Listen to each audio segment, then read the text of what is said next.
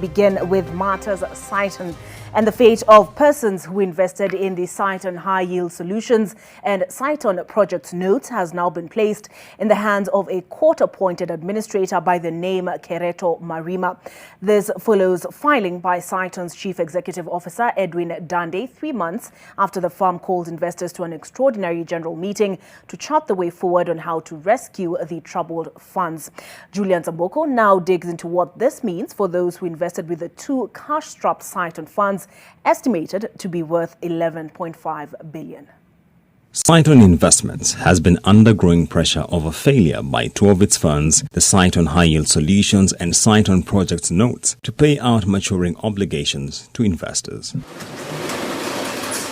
On the 26th of June, the company called investors to an extraordinary general meeting to chart the way forward on how best to rescue the struggling funds. At the time, we spoke to the Chief Executive Officer Edwin Dande on what he considered to be viable options. The rules say, in the event of illiquidity, you can extend in consultation with the board.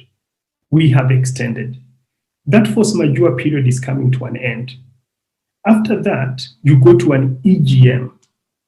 Now, the EGM is of the investors themselves.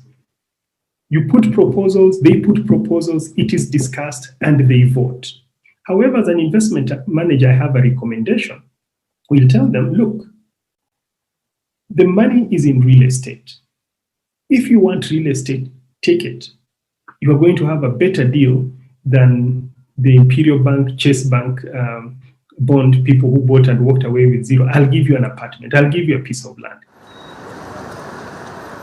Edwin Dande has since sought court intervention and placed the two funds under administration in what he says will provide a viable option for restructuring, recovering and returning value to investors. An administrator then comes in to basically look at the company and see what is it that he or she can do together with the company to get it back afloat and deal with the current issues that are being brought about, basically for people wanting to get out of Cytonn or get out of the investment and get their return out of the investment that they had put in Cytonn.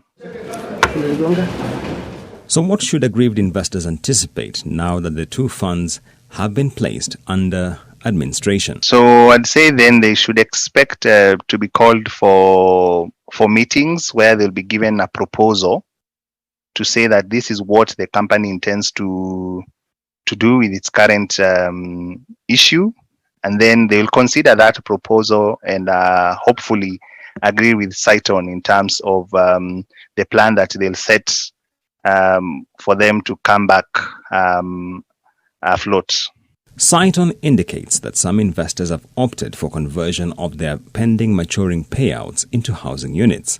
The firm says conversions worth 2.4 billion shillings have been executed thus far. This means that the fund size subject to the administrative process is of about 11.5 billion shillings. Julian's